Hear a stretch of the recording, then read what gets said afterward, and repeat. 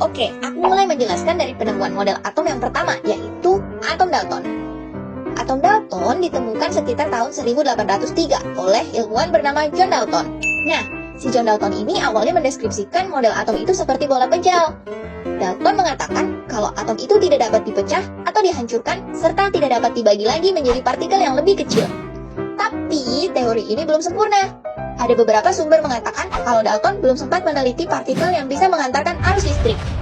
Nah, teori model atom berikutnya muncul pada tahun 1909 yang kemudian dikenal dengan model atom Thomson. Seperti namanya, atom Thomson dikemukakan oleh J.J. Thomson pada tahun 1909.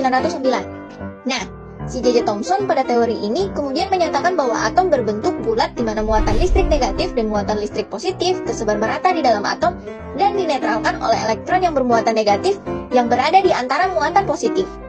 Dan tahu nggak, Kim, model atom yang dikemukakan oleh J.J. Thomson ini sering diumpamakan seperti kismis yang ada di dalam roti loh. Tentu kamu pernah lihat kan, Kim, roti yang di dalamnya ada kismis yang tersebar. Wah, enak tuh. Roti kismis termasuk makanan favoritku loh. Nah, kayak gitu, Kim, model atom Thomson. Tapi nih, Kim, untuk model atom Thomson sendiri juga mempunyai suatu kelemahan. Teori ini nggak mampu menjelaskan susunan muatan negatif dan positif yang dimiliki oleh atom. Wah, sayang sekali ya, Mia. Iya, Kim.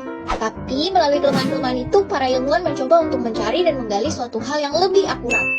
Sampai muncul teori model atom yang berikutnya, yaitu ketika ilmuwan yang bernama Rutherford sedang melakukan suatu percobaan. Dari percobaan ini, dia menyimpulkan bahwa atom terdiri dari inti atom yang terletak di bagian tengah dan bermuatan positif. Kemudian, inti tersebut dikelilingi oleh elektron yang bermuatan negatif. Tapi, teori dari Rutherford ini pun ternyata belum sempurna. Beberapa tahun, pada tahun 1913, ada ilmuwan bernama Niels Bohr yang mencoba memahami atom.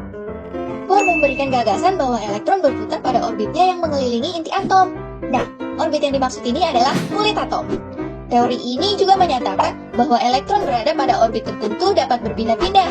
Elektron akan membutuhkan energi jika berpindah ke tingkat yang tinggi dan harus melepaskan energi jika kembali ke tingkat awalnya. Wah, ternyata banyak ya perkembangannya. Masih ada satu lagi nih. Dan ini teori model atom yang terakhir. Hal ini karena teori model atom ini paling sesuai dan sampai sekarang masih eksis dan dipakai. Teori ini sering disebut mekanika kuantum. Jadi, di tahun 1926, seorang peneliti bernama Erwin Schrödinger ikutan nih untuk meneliti atom. Dia menyatakan bahwa elektron di dalam atom tidak diketahui pasti keberadaannya.